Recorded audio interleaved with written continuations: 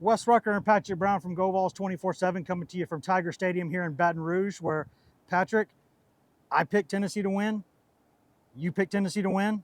Ryan Callahan picked Tennessee to win. Grant Ramey, Ben McKee, our entire staff picked Tennessee to come down here and beat 25th ranked LSU.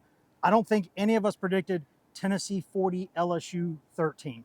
No, Wes, and it's a result that's going to turn some heads. Tennessee beat a couple of ranked teams earlier this season in Florida and Pittsburgh. Pitt then, stunk it up against Georgia Tech last week. Florida has 2 losses. You go down to LSU any time of the day, night, afternoon, morning, and you win like Tennessee did today, you're going to turn some heads and garner some attention. And certainly Tennessee did that from start to finish in a game that it really dominated. Yeah, but before we get into all that too, I think we need to note that the Tennessee fan base was filling this place. Outstanding. I mean, at the end, you saw they try to keep you kind of contained to the top row, and then a little section here in this corner end zone where we're standing now. They found their way in. They infiltrated. They were all over the place. And at the end of the game, they were all down here.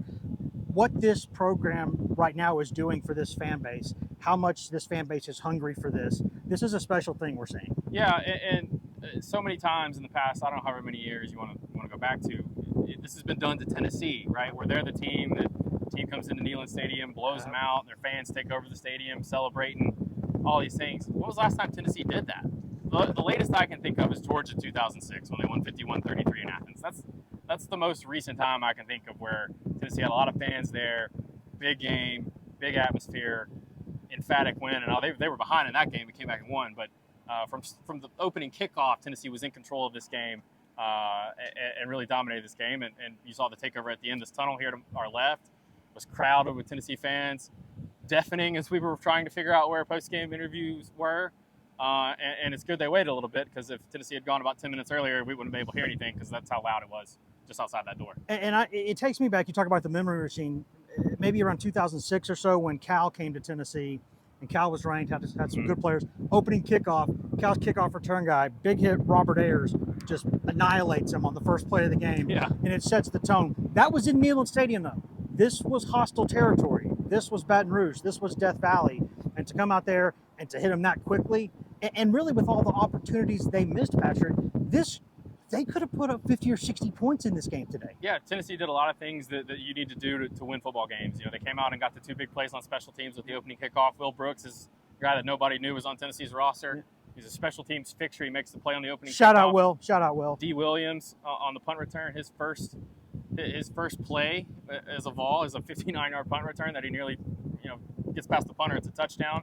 And then from there, Hooker did his thing. The offense did its thing without Gerald Mincy, without Cedric Tillman, Jalen Hyatt and Brew McCoy carried the mail in the passing game today. And then this defense, I'm telling you, when they get the situations right, 0 for 3 on 4th down for LSU, those were all 3 huge momentum-swinging plays in this game. And when Tennessee does that, they're going to be hard to beat because of the way this offense can put up points. And Brian Kelly, after the game, said that he wanted the ball on the opening kickoff because he just wanted to do whatever he could to keep this offense off the field.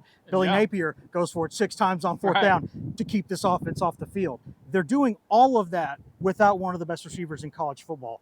What they're doing, I said it earlier, Pat, they could have scored 60 points. They left some points on the board. They had a couple of field goals. It could have been touchdowns, missed a field goal. And this isn't a great LSU team, but it's a pretty decent LSU team with a really good football coach. It's 1-4 of its past 4 games. Right. And when was the last time that somebody other than Alabama came in here and won this handily? It's probably been a while. So that speaks to what Tennessee was able to do today.